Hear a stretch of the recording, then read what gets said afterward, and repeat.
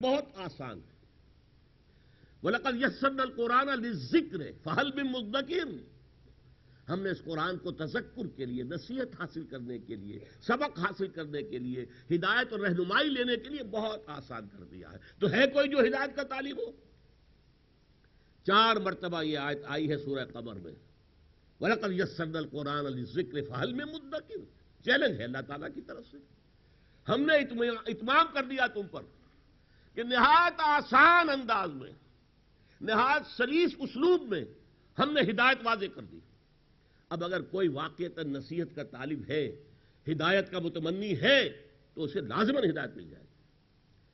لیکن ایک اور پہلو ہے قرآن کا، جس کو ہم کہتے ہیں تدبر قرآن، گہرائیوں میں اترنا۔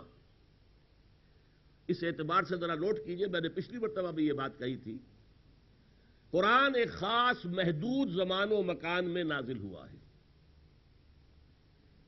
سن 610 عیسوی سے 632 عیسوی تک نازل ہوا، سرزمین حجاز میں نازل ہوا۔ اس کے اولین مخاطب ایک خاص قوم تھی جو ان پڑھ قوم تھی، پڑھے لکھے انگلیوں پر گنے جا سکتے۔ لہذا قرآن نے انداز وہ اختیار کیا ہے فطرت انسانی سے بہت قریب، بہت آسان، کہ وہ بدو بھی سمجھ گئے قرآن کیا چاہتا ہے۔ نہ انہوں نے فلسفہ پڑھا تھا، نہ انہوں نے منطق پڑھی تھی، صرف و نحو جیسے علوم کا تو وجود ہی نہیں تھا، وہ تو بعد میں وجود میں آئے ہیں، قرآن ہی کی بنیاد پر وجود میں آئے ہیں۔ لیکن قرآن کے اور ان کے درمیان کوئی حجاب نہیں تھا۔ لیکن اسی قرآن میں ہدایت 20ویں صدی کے ایک مفکر اور فلسفی علامہ اقبال کے لیے بھی ہے۔ یہ جو ہدایت ہے یہ سطح پر نہیں ہے، اس کے لیے گہری غواصی کرنی پڑے گی، جس کو اقبال نے کہا ہے کہ قرآن میں ہو غوطہ زن اے مرد مسلمان۔ میں اس کی مثال دیا کرتا ہوں کہ قرآن مجید کا یوں سمجھیے جیسے سمندر میں کوئی آئل ٹینکر جب ٹوٹ پھوٹ جاتا ہے اور تیل جو ہے وہ سمندر کی سطح پر آتا ہے، سطح پر تیل موجود ہے، گہرائی میں تیل نہیں ہے۔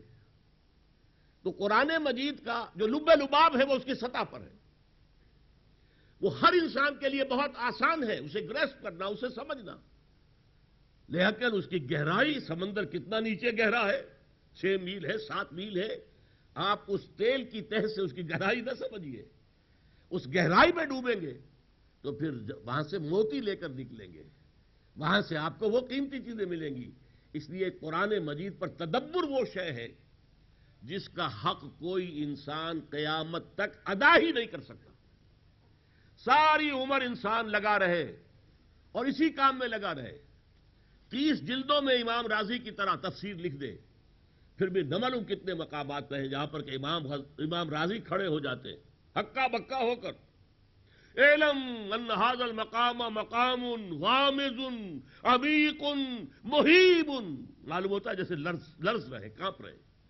یہ مقام بہت غامض ہے، بہت عمیق ہے، بہت پرہیبت ہے، اس کو بیان نہیں کیا جا سکتا۔ هو الاول والآخر والظاہر والباطن، سورہ حدید کی اس آیت پر آ کر ایسے لرزتے ہوئے نظر آتے ہیں، اور کتنے مقام پر کہنا پڑتا ہے میں نے یہ کہہ دیا واللہ عالم، لیکن حقیقت اللہ کو معلوم۔ اس قرآن مجید کا اس تدبر کے اعتبار سے ہر دور میں ایک نیا روپ سامنے آئے گا۔ یہ قرآن اس تدبر کے اعتبار سے تاریخ کے ہر دور میں اس کے افق پر ایک خورشید تازہ کے مانند طلوع ہوگا، کہ معلوم ہوگا قرآن تو ہمارے لیے اترا تھا، اصل میں تو اس دور کے لیے نازل ہوا تھا۔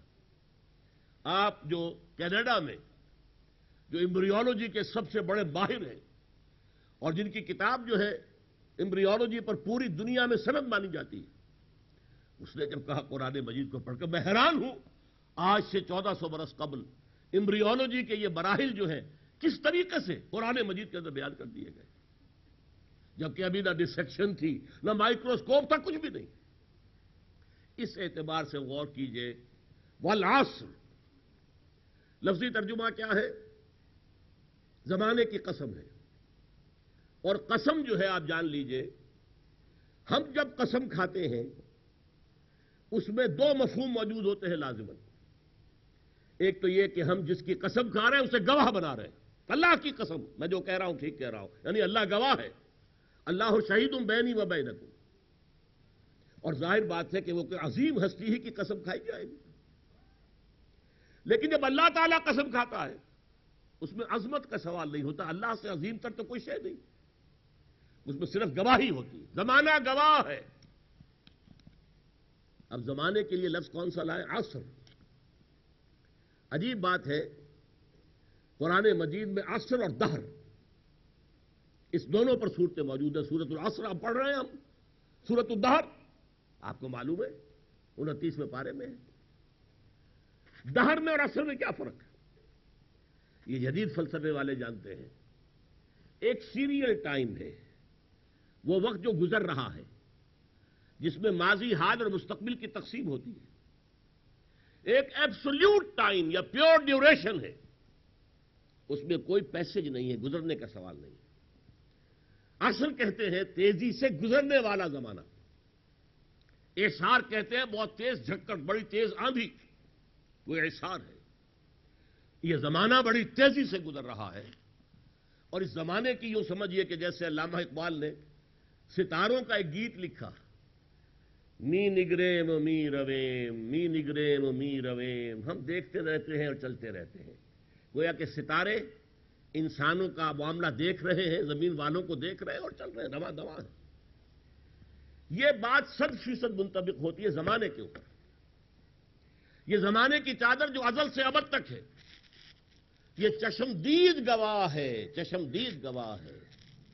یہ تیزی سے گزرنے والا زمانہ، اس نے قوم نوح کو غرق ہوتے دیکھا ہے، اسی نے قوم ہود کو برباد ہوتے دیکھا ہے، اسی نے قوم صالح کو تباہ ہوتے دیکھا ہے۔ اس نے بڑی بڑی تہذیبیں دیکھی ہیں، پھر تہذیبوں کا خاتمہ دیکھا ہے، بڑی بڑی سلطنتیں دیکھی ہیں، اور سلطنتوں کے پھر حصے بکھرے ہوتے دیکھے۔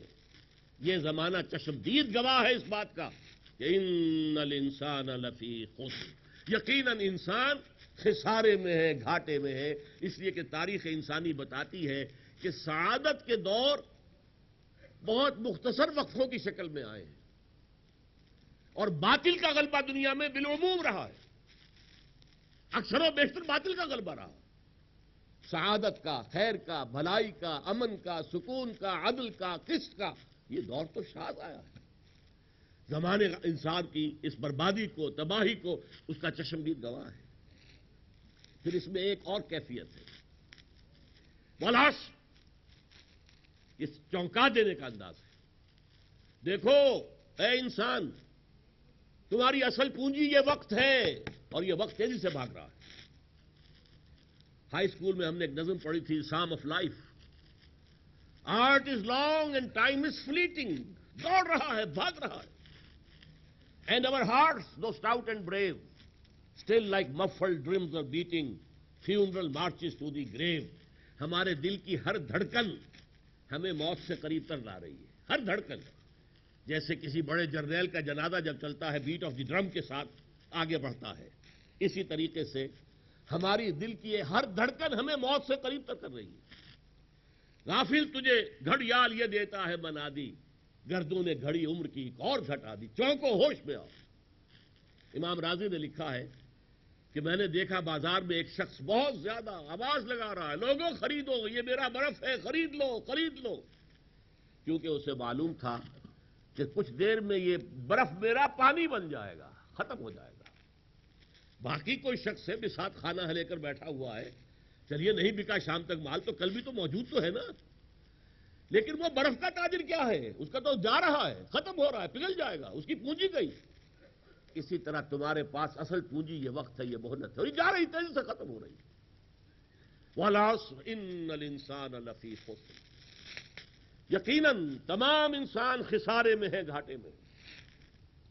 ایک بات نوٹ کر لیجئے، قرآن مجید میں کامیابی کے لیے متعدد الفاظ آتے ہیں، فوز، فائزون، فلاح، مفلحون، رشد، راشدون، سعادت، یہ تمام بہت سے الفاظ ہیں، لیکن ان کے اینٹونیم کے طور پر، ان کی ضد کی طور پر ایک ہی لفظ ہے، خسارہ، گھاٹا۔ اور اس خسارے اور گھاٹے کو 2-4 لاکھ کا گھاٹا نہ سمجھیے، بربادی اور تباہی کے لیے یہ لفظ قرآن مجید کی اصطلاح ہے، بربادی، تباہی۔ اور الانسان، یہاں الف لام جو آیا ہے حصر کے لیے، تمام انسان خسارے میں ہے، گھاٹے میں ہے۔ اسی لیے میں نے امام راضی کا جملہ آپ کو سنایا، هذه الآیہ فیہا وعید شدید بأن اللہ تعالی حکم بالخسار علی جمیع الناس الا من کان آتیا بهذه الاشیاء الاربعۃ۔ کامیابی استثناءات میں ہے، دی رول از، رول کیا ہے؟ بربادی ہے۔ اس بربادی کا بھی میں چاہتا ہوں کہ ذرا تجزیہ کر کے دکھا دوں۔ اس دنیا میں بھی انسان کیسی کیسی مشقتیں جھیلتا ہے، صدمے برداشت کرتا ہے، کیسے کیسے مصائب آتے ہیں۔ دنیا آسان زندگی نہیں ہے، یہ تو اللہ تعالیٰ نے رنج سے خوگر ہوا انسان تو مٹ جاتا ہے رنج، مشکلیں اتنی پڑی مجھ پر کہ آسا ہو گئی، ورنہ جو جو بوجھ ہم پر اللہ نے ڈالے ہوئے، اور خود اللہ نے فرمایا لا اقسم بهذا البلد وانت حل بهذا البلد ووالد وما ولد لقد خلقنا الانسان في كبد۔ ہم نے انسان کو محنت اور مشقت ہی میں پیدا کیا ہے۔ گوتم بدھ نے در حقیقت اسی کو دیکھا تھا نا، جس کی بنا پر پھر وہ راجدھانی چھوڑ کر جنگلوں میں چلا گیا۔ اس کے فلسفے کا کلمہ طیبہ ہے سروم دکھم، آل از ایگنی، آل از پین۔ اس دنیا کی زندگی میں درد اور رنج اور غم ہی غم ہے۔ اسی لیے غالب نے کہا ہے نا، قید حیات و بند غم اصل میں دونوں ایک ہے، موت سے پہلے آدمی غم سے نجات پائے کیوں۔ لیکن یہ مسئلہ تو حیوانوں کا بھی ہے۔ اونٹ کو آپ بار برداری کے لیے استعمال کر رہے ہیں، بیل کو آپ نے کولو کے اندر جوت دیا ہے، گھوڑے کو تاگے میں آپ نے جوتا ہوا ہے۔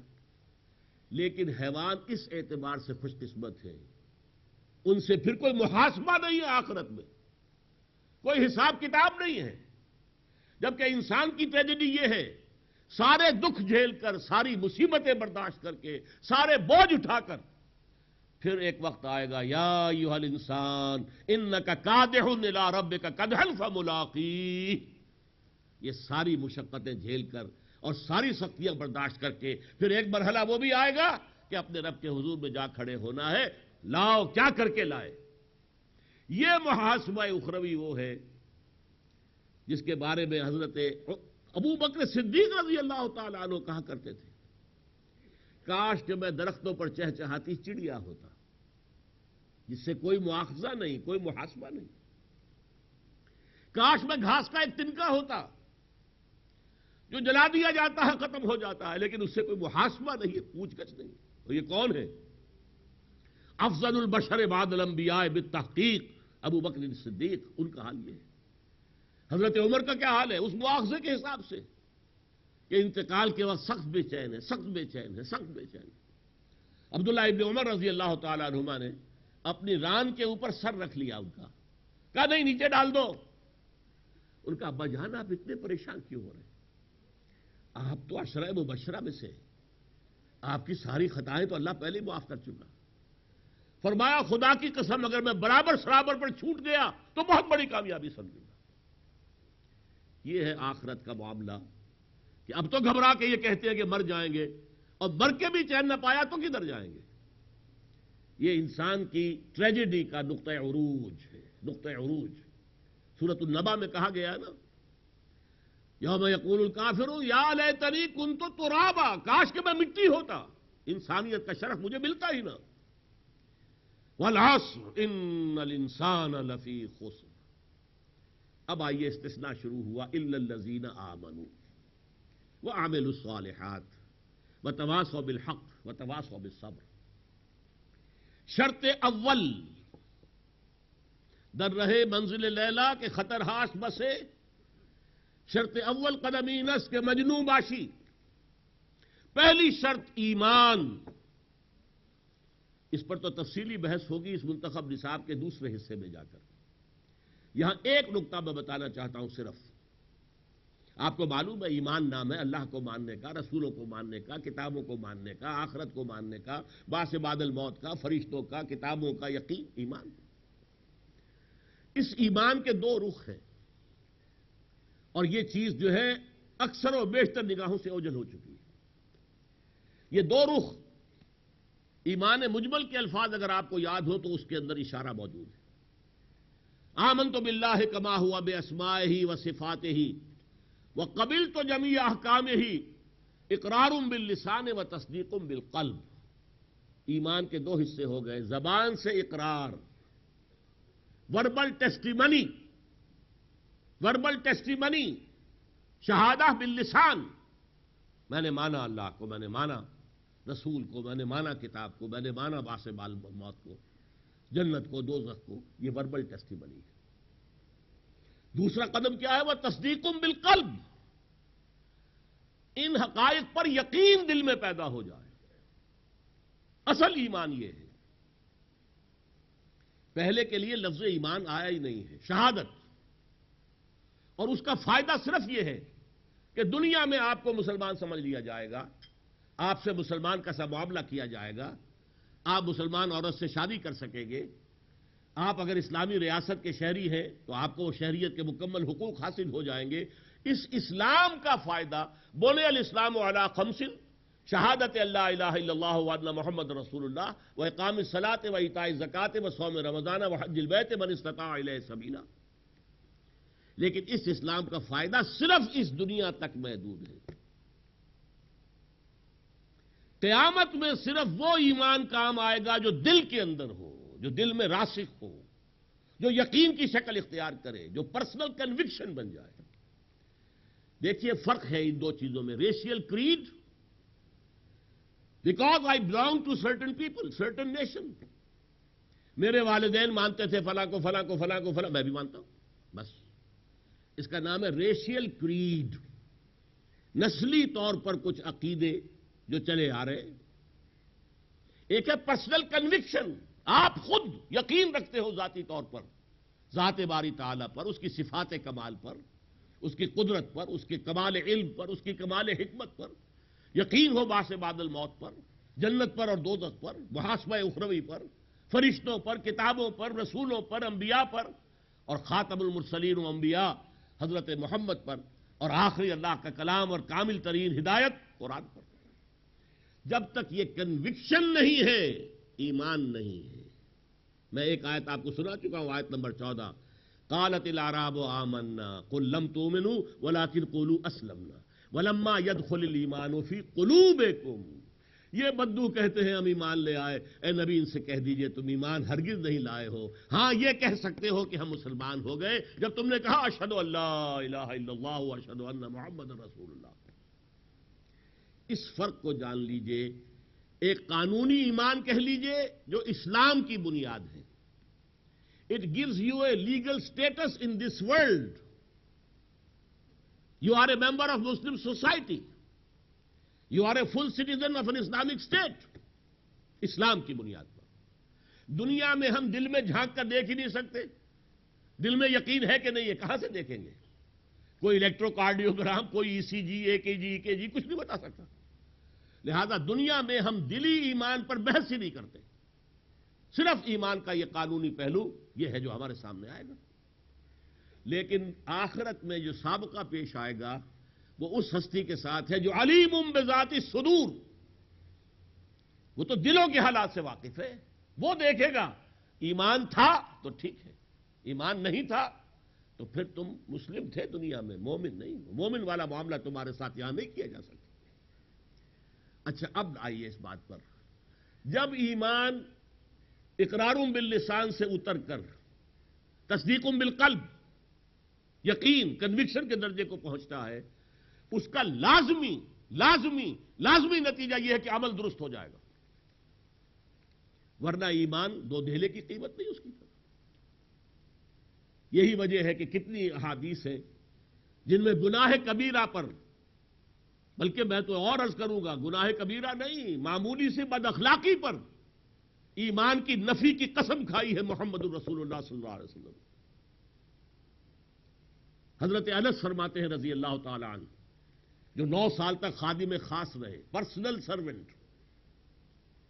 وہ کہتے ہیں قلما خطبنا رسول اللہ صلی اللہ علیہ وسلم.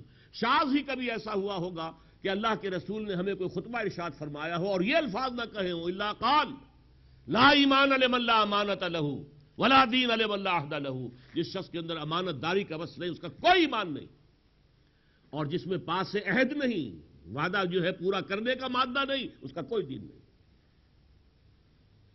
اور سنیے، متفق علیہ روایت بخاری اور مسلم دونوں کی، حضور نے ایک مرتبہ 3 دفعہ قسمیں کھائی، واللہ لا یؤمنو واللہ لا یؤمنو واللہ لا یؤمنو، خدا کی قسم وہ شخص مومن نہیں ہے، خدا کی قسم وہ مومن نہیں ہے، خدا کی قسم وہ مومن نہیں ہے۔ لوگ گھبرا گئے، پوچھا من یا رسول اللہ، حضور کس کے بارے میں فرما رہے ہیں؟ ذرا تیار رہیے، سنیے۔ الذی لا یامن جارہ بوائقہ، وہ شخص کے جس کی ایذا رسانی کی وجہ سے اس کا پڑوسی چین میں نہیں ہے، خدا کی قسم وہ مومن نہیں ہے، خدا کی قسم وہ مومن نہیں ہے، خدا کی قسم وہ مومن نہیں ہے۔ یہ ہے عمل صالح کا لازم و ملزوم۔ کیسے ہو سکتا ہے ایمان حقیقی ہو اور عمل غلط ہو؟ اور حدیث سن لیجئے، متفق علیہ، لا یزنی الزانی حین یزنی وہو مومن، کوئی زانی حالت ایمان میں زنا نہیں کرتا۔ کیسے ممکن ہے دل میں ایمان ہو اور پھر زنا کا ارتکاب ہو جائے؟ پھر اس ایمان کی تو 2 دھیلے کی قیمت نہیں۔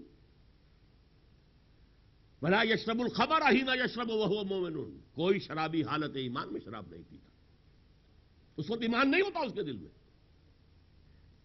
ولا یسرق السارق حین یسرق وہو مومن، کوئی چور چوری نہیں کرتا حالت ایمان میں، ایمان نہیں ہوتا اس وقت دل میں۔ ایمان ہوتے ہوئے ہی کام ہو جائے۔ اب یہاں سے یہ میں عرض کر دوں آپ کو، یہ بڑا ایک پیچیدہ اور بڑا نازک مسئلہ ہے۔ یہیں پر ذرا سی ٹھوکر کھا کر خوارج وجود میں آ گئے، انہی احادیث کی وجہ سے انہوں نے کہا گناہ کبیرہ کرنے والا کافر ہو گیا، کافر ہو گیا تو مرتد ہو گیا، مرتد ہو گیا تو واجب القتل ہو گیا، اس کا مال بھی مباح اور اس کی عزت بھی مباح۔ معاذ اللہ ثم معاذ اللہ۔ یہاں ایمان کی نفی ہے، اسلام کی نفی نہیں ہے۔ ان دونوں میں فرق نہیں کرتے تو پھر یہ حدیثیں بڑی مشکل ہو جاتی ہیں۔ اس لیے ہمارے علماء بعض اوقات ترجمہ کرتے ہیں خدا کی قسم اس کا ایمان کامل نہیں ہے، خدا کی قسم اس کا ایمان کامل نہیں ہے، خدا کی قسم اس کا ایمان کامل نہیں ہے۔ یہ لفظ آپ نے ایڈ کر دیا تو وہ سارا زور جو تھا اس حدیث کا ختم ہو گیا۔ کامل ایمان کس کا ہوگا؟ کہاں یہ ہے واللہ لا یؤمنو واللہ لا یؤمنو واللہ لا، لرزہ طاری ہو گیا ہوگا صحابہ کرام پر، اور اس کی جو تاثیر ہوئی ہوگی اس کلام کی، اس کا آپ اندازہ کیجیے۔ وہ شخص اس وقت جب کہ اس نے گناہ کا ارتکاب کیا ہے ایمان کے دائرے سے خارج ہو گیا۔ ہاں اسلام میں ہے، کافر نہیں ہے، وہ مرتد نہیں ہے۔ امام ابو حنیفہ رحمۃ اللہ علیہ کا یہ فرمان بالکل صحیح ہے، دنیا میں اس کا سٹیٹس قائم رہتا ہے بحیثیت مسلم، چوری کی ہے ہاتھ کاٹ دو، لیکن وہ کافر نہیں ہے۔ زنا کیا ہے، شادی شدہ ہے، رجم کر دو، لیکن کافر نہیں ہے، اس کی نماز جنازہ پڑھو گے، جو جرم اس کا ہے اس کے مطابق سزا دے دو، لیکن ہے مسلمان۔ یہ بہت ہی پیچیدہ مسئلہ ہے جس میں ذرا سی ٹھوکر وہ جو آتا ہے کہ ذرا سا جو ہے یک لہذا غافل گشتہ وہ 100 سالہ راہم دور شد، کہ ان پیچیدہ مسائل میں اس پر امام ابو حنیفہ کی جو تصنیف ہے الفقہ الاکبر، وہ ہے اصل کتاب۔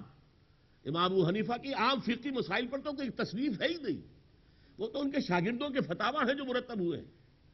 لیکن یہ الفقہ الاکبر، مسلمان کون ہوتا ہے، مومن کون ہوتا ہے، یہ جو قانونی ایمان ہے نہ گھٹتا ہے نہ بڑھتا ہے، لیگل سٹیٹس ہے۔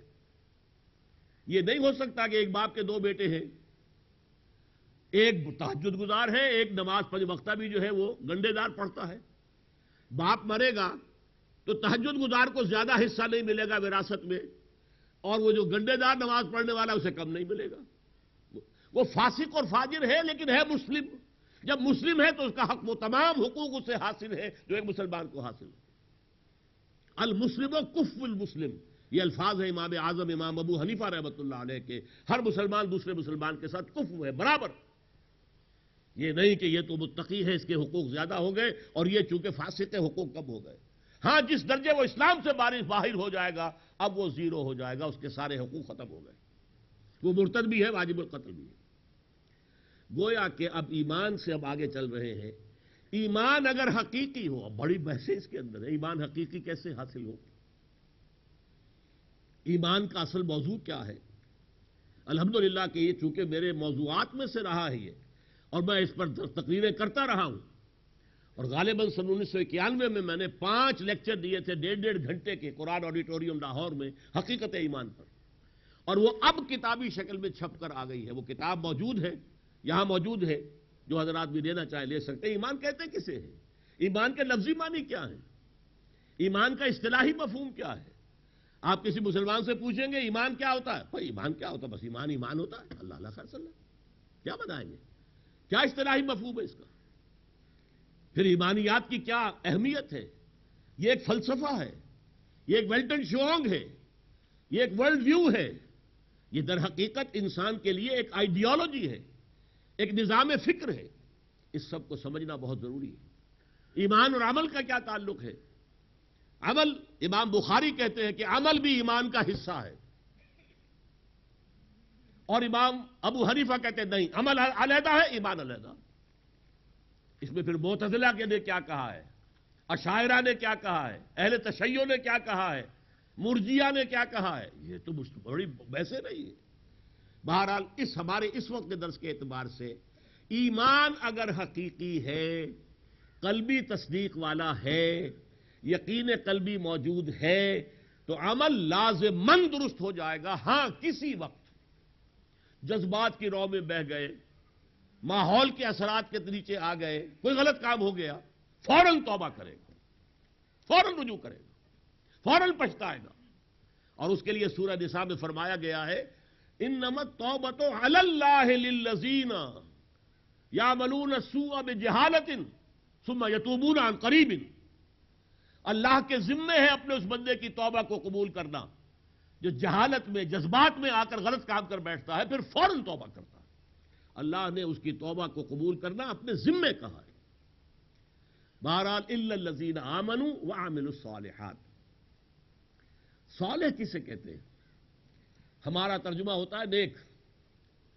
صالح صلاحیت سے بنا ہے، فلاں شے میں صلاحیت ہے۔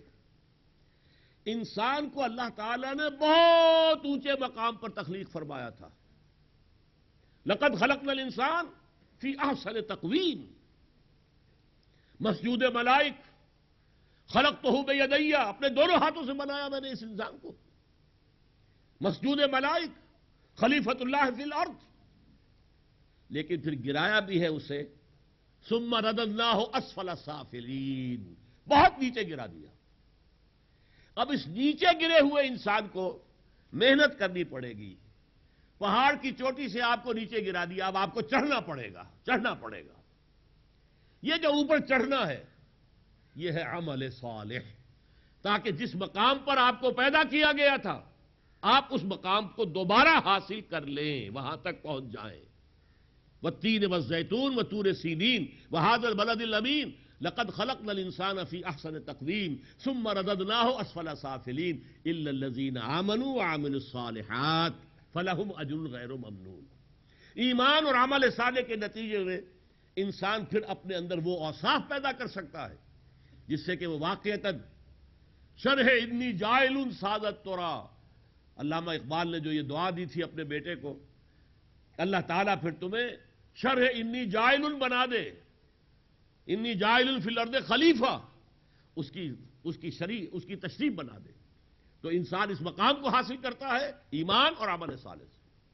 میں عرض کر چکا ہوں اس عمل صالح کے مختلف پہلو ہیں، انفرادی سیرت و کردار، خاندانی زندگی کا کیا نقشہ، معاشرے کی کیا ویلیوز ہیں، تہذیب اور تمدن کے کیا اصول ہیں، اسلامی ریاست کی کیا اساسات ہیں۔ اس منتخب نصاب میں پھر ایک ایک چیز کو لے کر ہم تفصیل سے بحث کریں گے۔ اب آئیے تیسری چیز، وَتَوَاصَوْا بِالْحَقِّ۔ یہ بتا چکا ہوں تواصو بنا ہے وصیت سے، تاکید کے ساتھ کوئی بات کہنا۔ ویسے تو عام طور پر لفظ استعمال ہوتا ہے کوئی فوت ہونے والا شخص بعد کے لیے وصیت کر دے، لیکن وصیت تاکید کے ساتھ نصیحت کرنا یہ وصیت ہے۔ تواصو بالحق، تواصو باب تفاعل ہے، آپس میں ایک دوسرے کو وصیت کرنا۔ یہاں سے ایک اجتماعیت کا تصور ابھرتا ہے۔ کیونکہ انسان جو ہے گریگوریس اینیمل ہے، متمدن حیوان ہے، مل جل کر رہتا ہے، معاشرہ بناتا ہے، شہر آباد کرتا ہے، بستیاں آباد کرتا ہے۔ یہاں پر سب سے بڑی شے جو ضروری ہے وہ یہ ہے، جس شخص کو حق نصیب ہو گیا، فلسفیانہ حق کیا ہے؟